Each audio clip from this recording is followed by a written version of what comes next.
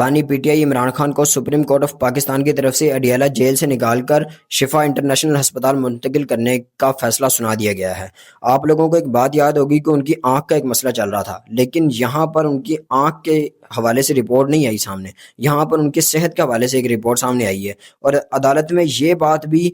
پوچھی گئی کہ جو ریکارڈز حکومت نے جمع کروائے تھے عمران خان کے حوالے سے وہ مکمل ریکارڈز نہیں تھے، بلکہ وہ تو ان رپورٹ کی سمری تھی جو عمران خان کو پیش آئی تھی۔ عدالت میں ایک اور بات بھی سامنے آئی کہ عمران خان کو اینجیوگرافی کی ضرورت ہے، تو عدالت نے یہ پوچھا کہ کیا یہ اینجیوگرافی جیل کے اندر ہو سکتی ہے؟ انہوں نے کہا کہ نہیں ہو سکتی، تو اسی وجہ سے عمران خان کو اڈیالہ جیل سے نکال کر شفا انٹرنیشنل ہسپتال منتقل کرنے کا آرڈر جاری کر دیا گیا ہے۔ اور عدالت نے جو پی ٹی آئی کے سپورٹرز ہیں ان کو بھی یہ ہدایت جاری کی ہے کہ ہسپتال کے باہر امن و امان خراب نہیں ہونا چاہیے۔ عدالت نے یہ بھی کہا ہے کہ بانی پی ٹی آئی کی صحت کو سیاسی مسئلہ نہ بنایا جائے۔ لیٹس سی اب کیا ہوگا، آپ بھی یہی ہیں، میں بھی یہی ہوں، اب ہم نے دیکھنا یہ ہے کہ کیا عمران خان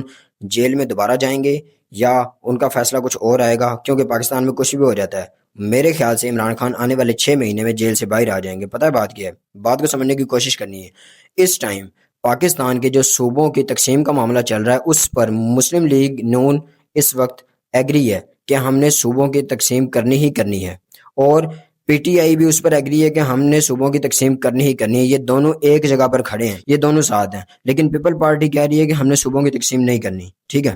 تو اب ایسا بھی ہو سکتا ہے کہ عمران خان باہر آ جائے اور وہ نون لیگ کے ساتھ مل کے صوبوں کی تقسیم کا معاملہ آگے بڑھائے اور پیپل پارٹی اپنا ایک قدم پیچھے ڈالے، تو پاکستان میں تو کچھ بھی ہو جاتا ہے۔ پاکستان میں تو نواز شریف نہ اہل ہو کے دوبارہ لندن سے واپس آ جاتا ہے، دوبارہ الیکشن بھی لڑتا ہے، ہار بھی جاتا ہے، اس کا بھائی وزیر اعظم بن جاتا ہے جو کسی نے سوچا بھی نہیں تھا، پھر اس کی بیٹی وزیر اعلیٰ بن جاتی ہے جو کسی نے بالکل ہی نہیں سوچی تھی، اور پھر جو ان کی مریم اورنگزیب ہے جس کے بارے میں کسی نے یہ بھی نہیں سوچا تھا کہ یہ کوئی ایم این اے بھی بن جائے گی، وہ جناب وہ کہتی ہے کہ ہم نے